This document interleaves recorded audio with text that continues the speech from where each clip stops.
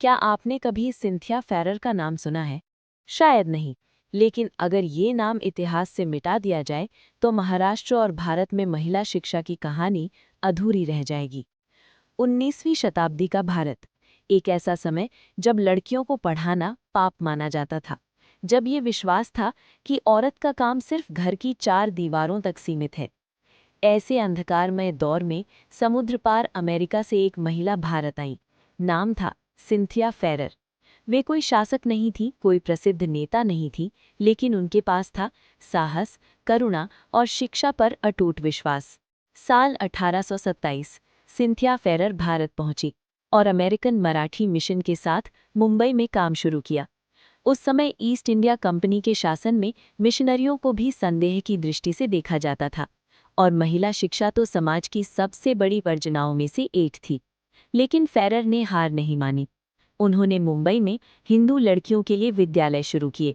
घर घर जाकर माता पिता को समझाया कि शिक्षा बेटियों को बिगाड़ती नहीं, बल्कि उन्हें आत्मनिर्भर बनाती है।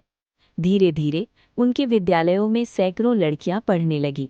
वे सिर्फ पढ़ना लिखना ही नहीं, बल्कि सिलाई, कढ़ाई, बुनाई और जीवन के व्यावहारिक कौशल भी सीखने लगीं।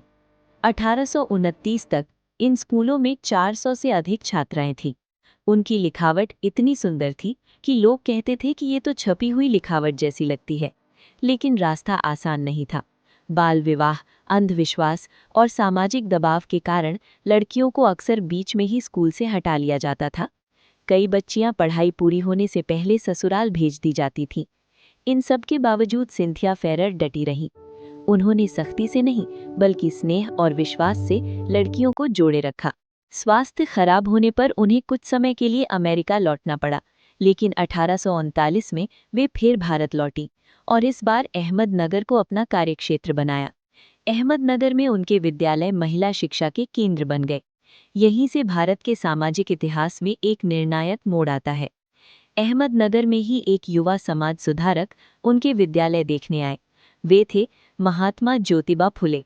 ज्योतिबा फुले स्वयं स्वीकार करते हैं कि उन्होंने पहली बार लड़कियों की संगठित शिक्षा यहीं देखी।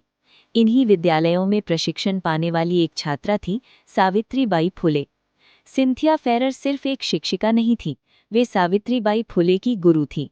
फेरर के मार्गदर्शन ने ज्योतिबा और सावित्रीबाई को पुणे में भारत का पहला बालिका विद्यालय खोलने का आत्मविश्वास दिया।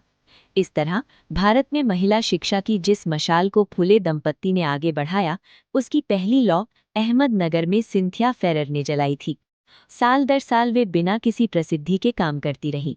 कई बार वे स्वयं कहती थी कि उनके जीवन के प्रयासों का फल बहुत कम दिखाई देता है, लेकिन इतिहास जानता है, बीज बोने वाला हमेशा फसल काटने वाला नहीं होता। 1861 तक बीमारी ने उन्हें कमजोर कर दिया और 25 जनवरी 1862 को अहमदनगर में सिंथिया फेरर का निधन हो गया। उनके अंतिम संस्कार में सैकड़ों स्थानीय महिलाएं आईं। कई महिलाएं जो कभी किसी ईसाई अनुष्ठान में नहीं गई थीं, आज उन्हें अंतिम विदाई देने पहुंची। वे उन्हें देवी समान मानती थी।